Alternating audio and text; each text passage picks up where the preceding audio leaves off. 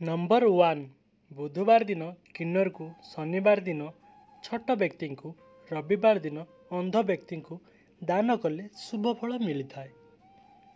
Number 2 अंधारुआ स्थान रे एकुटिया बस नहीं किंबा भजन करंतु नहीं।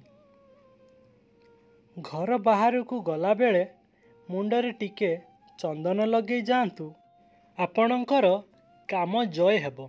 नंबर 3 छोट पिलांक बिछना तले लुहा एवं कला टीका रखंतु। यह द्वारा पिला उपरे खराब शक्तिर प्रभाव पड़िबो नहीं।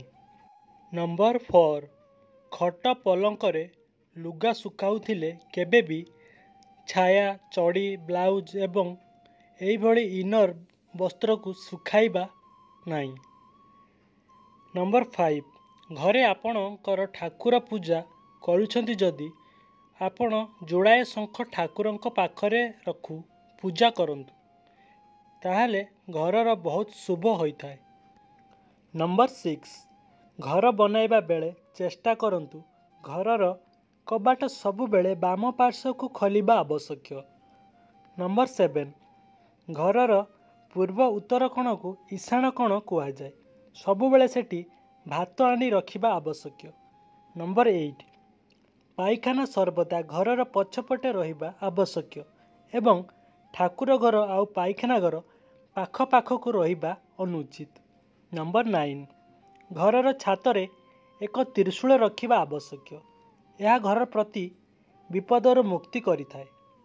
नंबर 10 रातिरे जदि घुंगुणी मारुथांती जोड़िए गुजराती खाई उषुम पानी पियंतु एथिरे पेटर चर्बी अंश कटि जाए। नंबर 11 खाई सारिबा परे हातर पछपट को चाटंतु नहीं। घर भितर नख काटंतु नहीं। नंबर 12 नारी माने सर्वदा मझी सिंतारे सिंदूर पिंधिबा उचित। नंबर 13 गर्भवती नारी एवं छोट पिला मानक पाई कमला रस अमृत तुल्य होता है। नंबर 14 मार क्षीर हेउ नथिले कपा पत्र रे रस 2 चामच 7 दिन खाइले अधिक क्षीर होता है। नंबर 15 नारी ऋतुमती हवा चतुर्थ दिन, षष्ठ दिन, अष्टम दिन, दशम दिन, 12 दिन जदि गर्भ रुए तेबे पुत्र संतान जात होता है। नंबर 16 केश उपुड़ी लुण गुंड एवं दुदुरा पत्रर रस 7 दिन लेखाए मुंडरे लगांतु। नंबर 17 सकाळु प्रथम कुळकुजा पानी रे आखि धोइले कौनसी आखि रोग रहिबो नाही।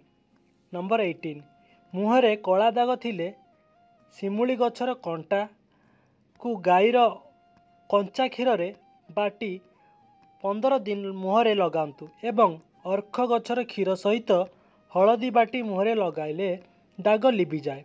नंबर 19 गुरुजन पाखरे बसिला बेले बड़ पाटिर हस नहीं एवं निज आंगुली फुटांतु नहीं।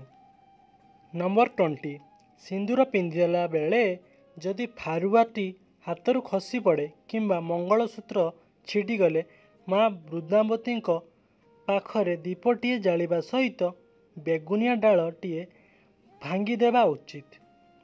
नंबर 21 नारी माने स्नान परे निजर आंगुली रे सिंदूर पिंधतु नहीं केवल रूपा कंटा किंबा झिंक काठी रे सिंदूर पिंधतु। नंबर 22 बहु बाप घरे आउ सासु घरे एका दिन रे भजन कले अमंगल होता है। नंबर 23 छोट पिला माने चमकुथिले शुक्रवार दिन गाईर लांजरे झाड़िले चमकीबा दूर होता है। नंबर 24 छोट पिला मानंकु चट्टाण रे तले सुआंती नहीं यह द्वारा रोग सृष्टि होता है। नंबर 25 माँ माने 5 जगार सिंदूर पिंधिबा उचित। आगा चकर सिंथी कान गला एवं चूड़ी। नंबर 26 पितामाता गाली पिला मानंक पाई आशीर्वाद होता है सेथिपाई କେବେ ବି ଜବାବ ଦିଅନ୍ତୁ ନାହିଁ। ନମ୍ବର 27, ଦକ୍ଷିଣ ଦିଗକୁ ମୁଣ୍ଡ କରି ଶୋଇଲେ ମଙ୍ଗଳ ହୋଇଥାଏ। ନମ୍ବର 28, ସ୍ୱାମୀ ଓ ସ୍ତ୍ରୀ ମଧ୍ୟରେ ମନୋମାଳିନ୍ୟ ଦୂର କରିବା ପାଇଁ 2ଟି ମୟୂର ପୁଚ୍ଛକୁ ବିବାହ ଫଟୋ ସହିତ ଏକାଠି ରଖିବା ଉଚିତ। ନମ୍ବର 29, ପୂର୍ବ ଦିଗକୁ ମୁହଁ କରି ଭୋଜନ କରନ୍ତୁ ଏବଂ ଦକ୍ଷିଣ ଦିଗକୁ ମୁଣ୍ଡ କରି ଶୟନ କରନ୍ତୁ। ନମ୍ବର 30, ତ୍ରୟୋଦଶୀ ତିଥିରେ ପିତାମାତାମାନେ ବାଇଗଣ ଖାଇଲେ ସନ୍ତାନମାନଙ୍କର ଅମଙ୍ଗଳ ହୋଇଥାଏ। ନମ୍ବର 31, ପୁରୁଷ କିମ୍ବା ନାରୀମାନେ କେବେ ବି ନିଜର ବେକ ଖାଲି ରଖନ୍ତୁ ନାହିଁ। ଏହା ଅଶୁଭ ତତ୍ତ୍ୱର ବୃଦ୍ଧି କରେ।